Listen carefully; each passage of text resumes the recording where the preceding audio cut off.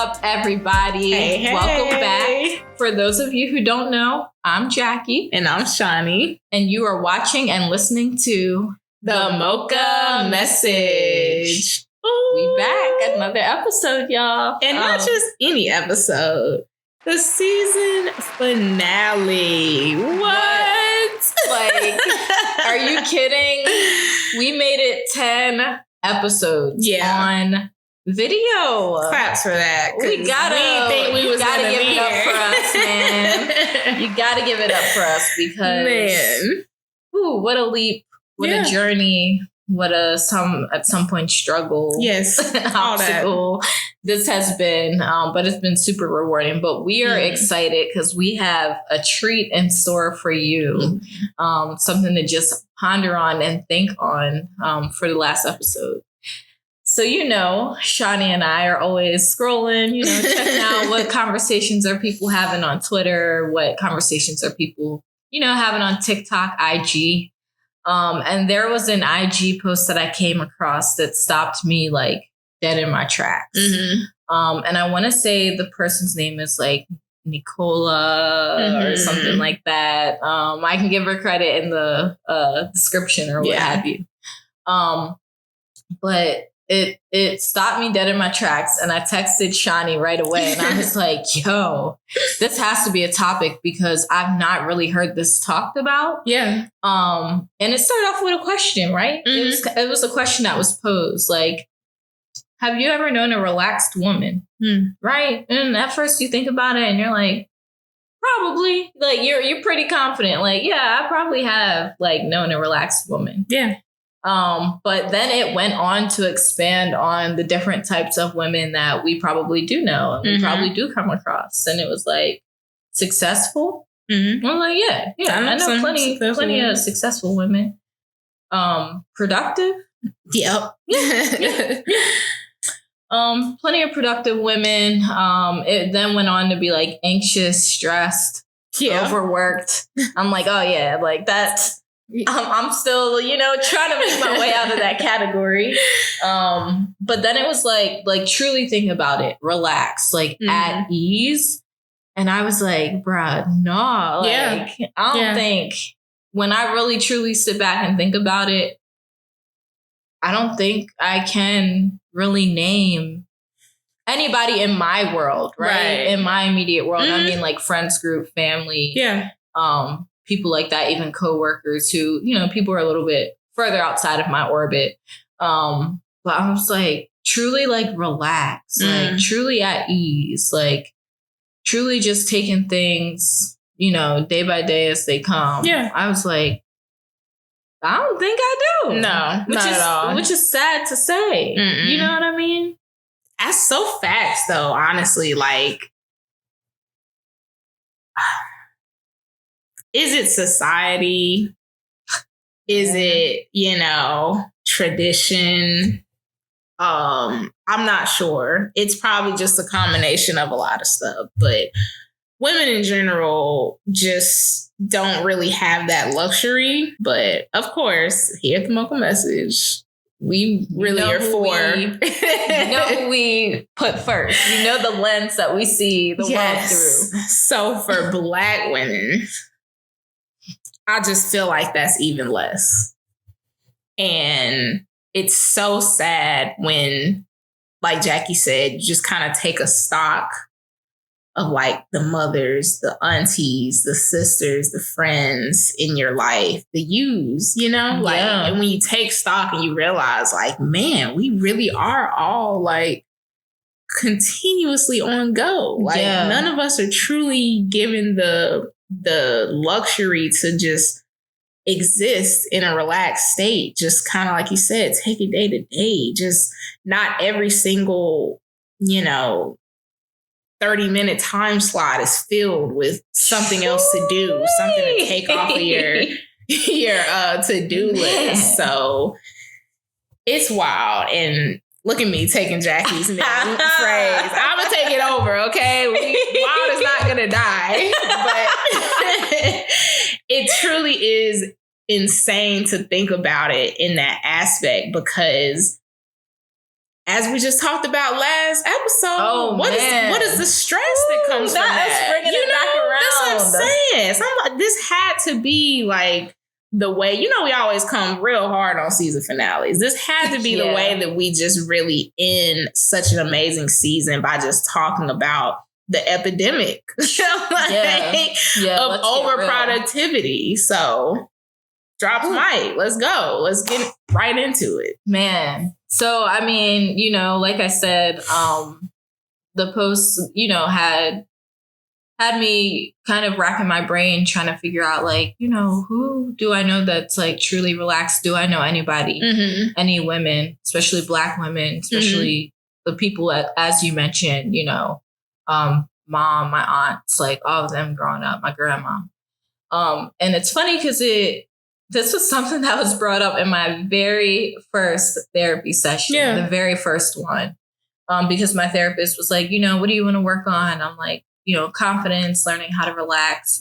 And she asked me, she was like, well, growing up, like, what did the adults in your life do? Like, what did relaxing look like for them? Like, what are ways that they relieve stress? And I sat there and I thought about it, and I thought about it, and I thought about it. And I was like, I don't think they did. Like, I don't think they did. If they did, it was in non-healthy ways, like taking a smoke break, right? Kicking back and watching TV, which nothing's wrong with kicking back and watching TV, but like that's the most you can attribute your relaxation to. I thought about my grandmother and things that she liked to do, things that brought her joy, fulfillment, excitement, and it was baking and cooking, which nothing's wrong with that. I mean, we got a chef over here, you know what I mean? But like, I was like, dang, that's all domestically related. Like that's tied to house stuff. When my therapist asked me, and things have such changed, obviously. If you watch the last episode, you've seen that I found other methods, but she was like, what do you like to do to relax? And I was like, oh, I like to clean, organize. Girl, like, what? You like to scrub the baseboards for fun? Like, that's relaxing? Right, okay. Right. So she was like, I'm going to need to challenge you. I'm going to need you to find some other ways, to find ways to release or, to find relaxation. But it's funny how much it's tied to, my generational, story between the link between me and my mom, my grandma. But then like, you already know that we can go back even further and figure out where that stems from. Exactly. You know where that stems from. Exactly. So I kind of want to pose the same question that my therapist posed to me, to you. Like, what did it look like for the women in your world, the Black women in your world, to relax?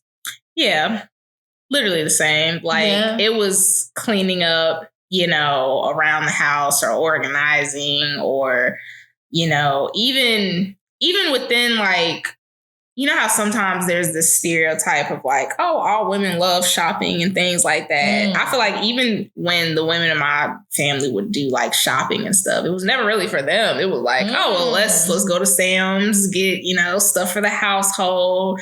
Oh, somebody's birthday's coming up, so let's go ahead and go out to the mall and get them this. It really wasn't even dedicated or centered around, hey, I'm just going to do this for myself. Like, I like new clothes, so let me go find something for me. It was like, no, let's go get new school shoes or, new uniforms for the upcoming year. So, yeah, literally the exact same thing that you've seen pretty much. Like, it was never really centered around themselves, like as a woman, as stuff that really truly made them happy. And I think when you see that and that's normalized to you in your household, it is hard for you to, number one, realize that like there is kind of something wrong with that. Until you start to really do some introspection and, like you said, you're seeing stuff in conversations on social media to make you see like, you know what?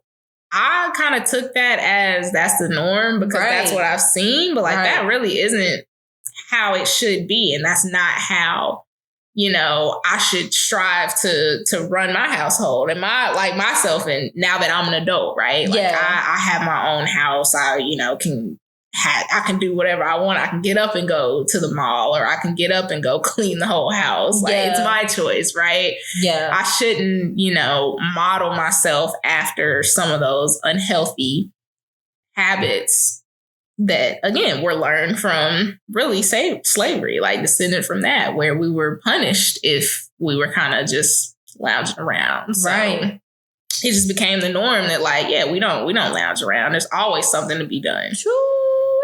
Oh my God. As a kid, you told your parents you was bored. All right, we'll go clean up. Yep. That will always be the response. I don't say I'm bored no more. Right? Like, I don't say that because it was always, all right, well, the dishes need to be washed. Well, you can clean your closet up. Like it was always, and that's funny to say because, again, you definitely want to make sure as a kid, that you're teaching them the value of, keeping certain things clean and doing chores and learning how to do that. So I get that. But it does also, on the flip side, bring to the point of like, well, dang, I've never been told in response to me saying I was bored, like, all right, well, let's go. I was a reader too as a kid. So like, let's go to the library. Let's, do something that you want to do. Let's go play with this new toy that we got, for Christmas. Right. It was never really that as a response. It was always something more domesticated. Yeah. So it's sad. Yeah, it is. But I mean, one thing that I gotta tip my proverbial hat off to both of us is trying to find ways to unlearn that and undo that. But one thing, I have to kind of give us credit for and praise and, tip our proverbial hats to each other is we have been working, pretty hard, I want to say, doing the self-work to unlearn, some of those traits or, relearn or learn other ways of how to put, different things in place for us to find ways to relieve stress and to manage it and to find ways to relax. So with that, are there any techniques that you now do to relax outside of the cleaning ups and the shoppings and the repping and the running? Yeah. Yeah, I think a big thing for me is just being more present. Oh, girl.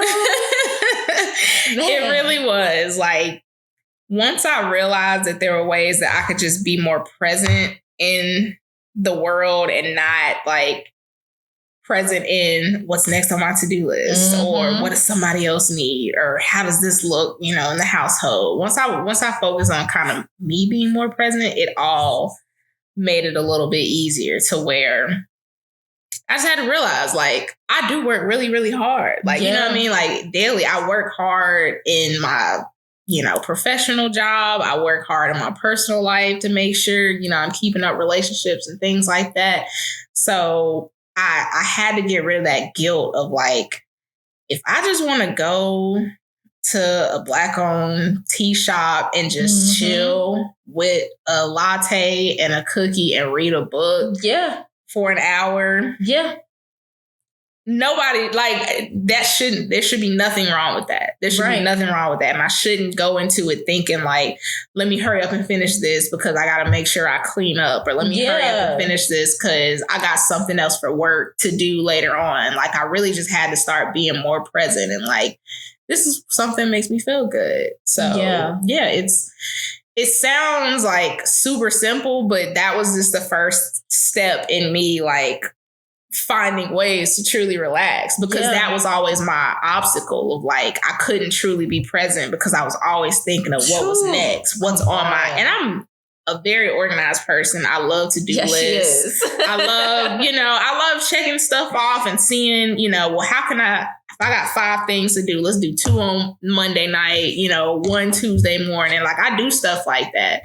But at the same time, I also had to, use kind of that organization to be like, all right, well, let's prioritize. Yeah. Let's delegate. You know, let's put some of this onto other people. I don't have to necessarily do everything in the house. Yeah. So it's just, and I'll kind of go into that a little bit more too after we get your answer. But I do just think that it was a lot to really unpack and unlearn kind of the, you know, the habits and things that I grew up seeing. Yeah. And then even with me being like the oldest daughter in the household, which has its own, like, it has its own issues and effects and stuff like that that you have to really unlearn. So yeah, just being present is how I'll really say that I just started to learn how to relax and take time for myself. And being present is not easy. Like, it really takes work to be able to ground yourself and to get present. I would say one of the ways that I've learned how to relax, get out the house. Like, so long as I am in this house, I'm always going to find something. Yeah. Oh, let me scrub the inside of the microwave. Let me clean out the fridge. Let me scrub the baseboard. Yeah. Let me clean off these blinds. Like, you know, all the dishes could be washed and put away. All the clothes could be washed and put away. I'm going to find me something. Like, which is ridiculous. It's like, why are you doing this to yourself? Yeah. But getting out of the house has been like essential for me because there's nothing for me to look around and find to do. And getting out of the house does not mean go grocery shopping. Right. Getting out of the house. Go do another task. Go clean, get the car cleaned or nothing like that. I think I said in one of the episodes, either the Christmas one or another one, I practically lived in the library because I was like, there's nothing to distract me here. Yeah. Like, there's literally nothing to distract me here. It's quiet. The library that I go to has a really nice outdoor space. It's kind of like a community park, and there's a lake with a stream and a swing outside that I like to sit on. But yeah, getting out of the house was just essential. Yeah, for sure. Because I'll find me something to do. Right. No, I completely get that. And that's a huge, like, revelation too, that sometimes like your home, which is also your place of relaxation and all that could be a trigger a little bit. Like, dang, if I don't get out of here, I ain't never gonna stop trying to like search for something to do. So, you know, just take that and like sit on and be like, all right, let's remove myself. Let's take some time for myself and go somewhere else, get a change of scenery, especially we're working from home. Like, we see the house all the time. I get it. It makes sense. I know I had a couple stuff come across my algorithms on TikTok just about like the invisible burden that like women face, especially in, you know, like families and partnerships and stuff like that, where, you know, and I'm not men bashing or anything like that, but when you grew up, especially even if you grew up in a 2-parent household, because a lot of us, you know, with a single parent, like they have to do most of the stuff, right? But even in a 2-parent household, who was the one who, if you needed to know what your doctor's name was, you went to? Girl. You know what I mean? Like, who was the person where if something happened with your teacher or like at school, they were the one who was getting contacted? You know what I mean? Like, it's such an invisible burden that I think a lot of times women don't even recognize that we take on. Yeah. Where we're memorizing, you know, who's our birthdays. We're running low on toilet paper, so while I'm out, let me just go and get that. You know, I'm constantly like tidying up after people who come in and out the house or in and out the living room. It's such an invisible burden that really takes a toll, I think. Yeah. Long term. Yeah. And so when stuff like that would come across my algorithm, I would always watch the video because I just knew that like that wasn't something that I wanted for myself. You know what I mean? Like, absolutely. I really wanted to stop that. And the whole issue of like So you're married, I'm engaged. Like the whole thing of choosing a partner, a life partner is, for me, partnership, being a unit, right? Like I don't 100%. Need to be the only person who, once we do have kids, who knows the teacher's name or who goes up to, you know, and you do a lot of that work choosing your partner, right? Yeah. But you also have to be sure, because you can't, like, we don't have kids right now. Right, so like you can't put that into practice. So that's something I always felt like, have those discussions and be like, look, I value you. You know, we've chosen each other for the right reasons. And one of the reasons I've chosen you is because I really see that you are willing and able to like be a true partner. Yes. Where if I have to, you know, take my foot off the gas for a little bit, you can put your foot right on there. Man. And the house continues to run smoothly. Man.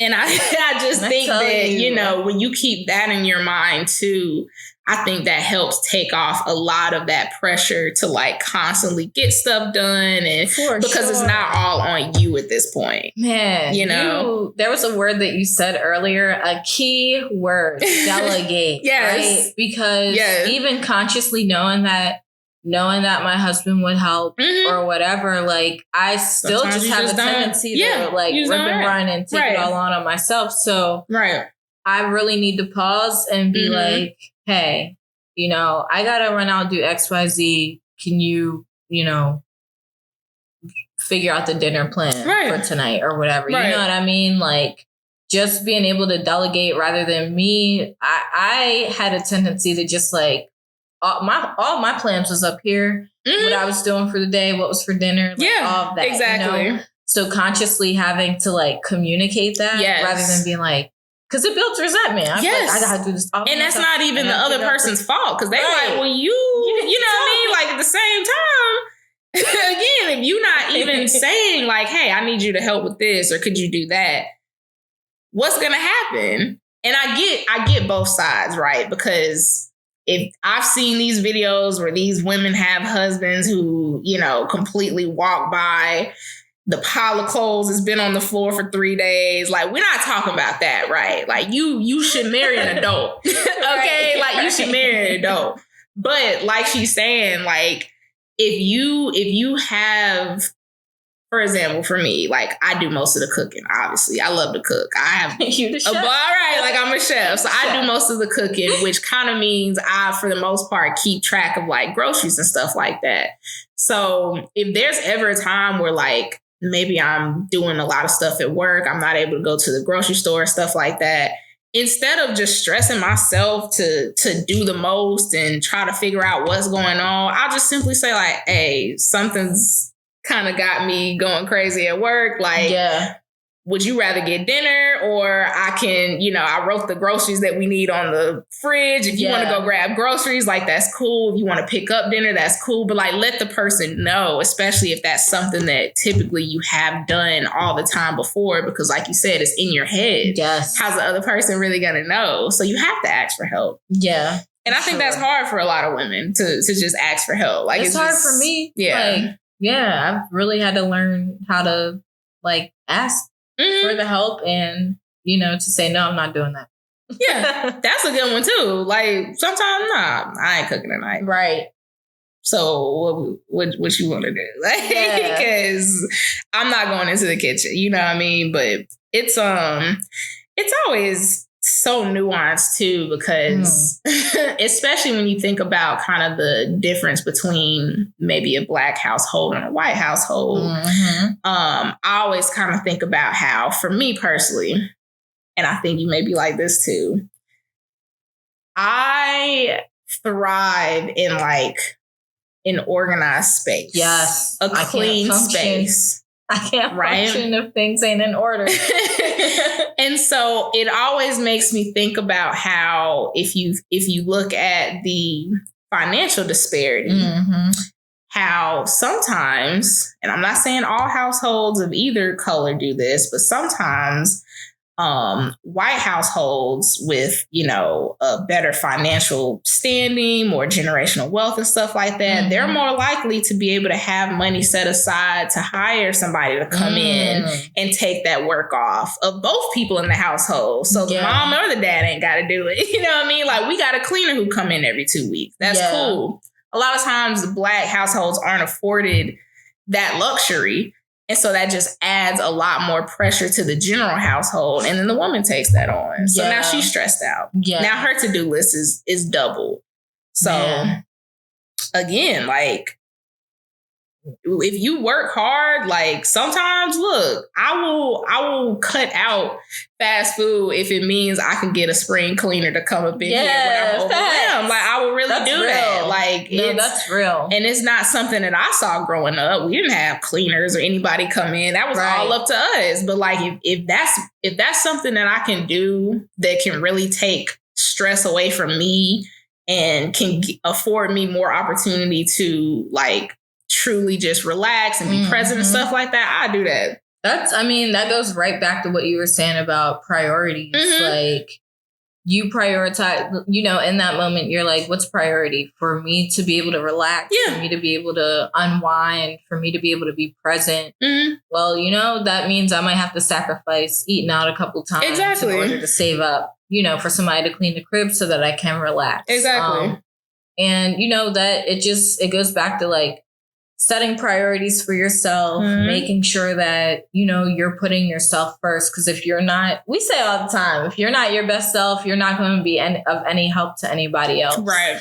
And, sometimes that looks like, just like you would block off Sunday evenings to cook, or just like you would block off, Saturday mornings delegated to cleaning up the crib or what have you, like, block off times to where you can prioritize your relaxation. Yes. And even if you don't have anything to fill in, or you don't know what you want to do to relax, at least you have that time set, aside or blocked off as a priority, which then makes you want to, start to brainstorm and figure out ways to be like, all right, what am I going to do with this time that I've intentionally set aside for myself? Yeah.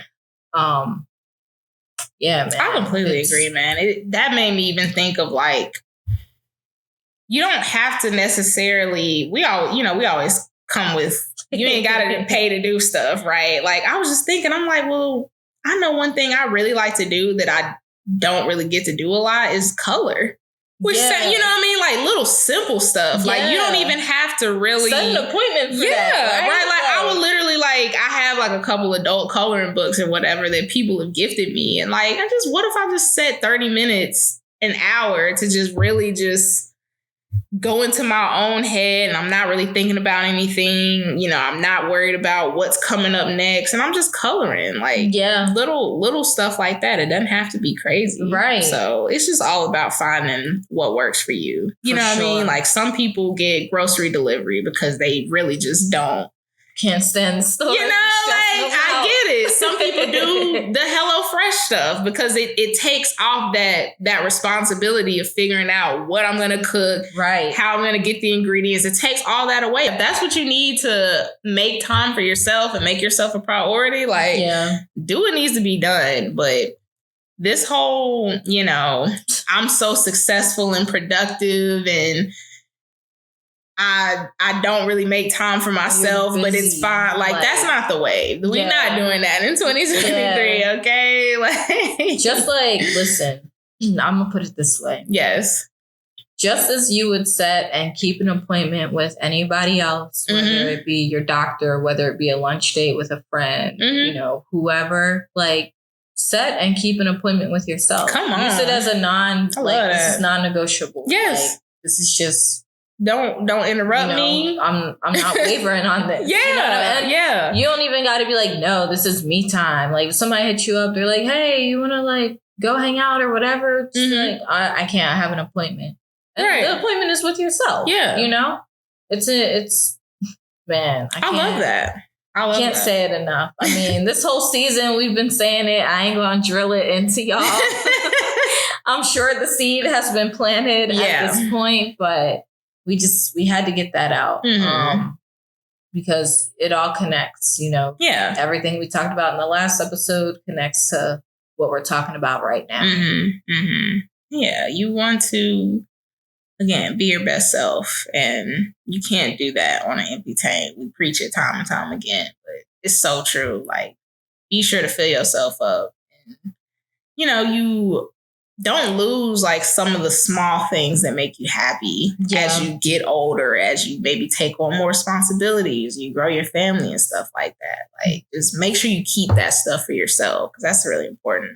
Yes. So, as always, interact with us, man. Yeah. Let us know what y'all do to relax. I'm still learning to be completely transparent and honest. Like, I'm still trying to figure out ways to relax. Yeah, you gotta learn those hard, hard truths that you grew up with. Yeah, it takes work. Yeah. It takes work to unlearn and then to learn something new in place of that. So let us know what y'all do to relax, what you do to unwind, what you do to bring yourself ease. Like, that might have to be a word. That might have to be a word for 2023 too. Ease. Just ease. Yeah, ease in life. I'm here for it. All right. Well, we have come to that time where, I think we're about at the end. Yes. But oh man, it's been a ride. It's been a ride for season 4. Can't believe it. We are just super grateful for all of our Mocha Mavens, everybody who listens, who watches, everybody who tells somebody else about it, everybody who takes something from our episodes. Man. You know what I mean? Like, we're just super grateful for you guys. So we have a lot in store for you, as always, during our breaks, between seasons. And yeah, we're gonna come back. Season 5 is gonna be stop. That sounded wild. I'm just gonna say it. I've been trying. Yeah. So season 5, you just don't know what type of heat we about to throw out. So yeah, just be prepared. Again, we really appreciate you guys. Can't say it enough. And we're grateful to be on this journey with each other and with you guys. Yes. Like, share, subscribe, comment. Tell your friend to catch up on the whole season, because we brought that heat for y'all in the video format. But with that being said, it's time to say bye until season 5. Yeah. So it's been real, but we're signing off. Again, my name is Shani. And I'm Jackie. Be sure to follow us. We'll put our ad names on the bottom, as well as, of course, following the Mocha message page for all updates, all giveaways, all conversations, all lives. And yeah, we'll catch y'all in a little bit. All right. That's it. All right. Peace. Bye.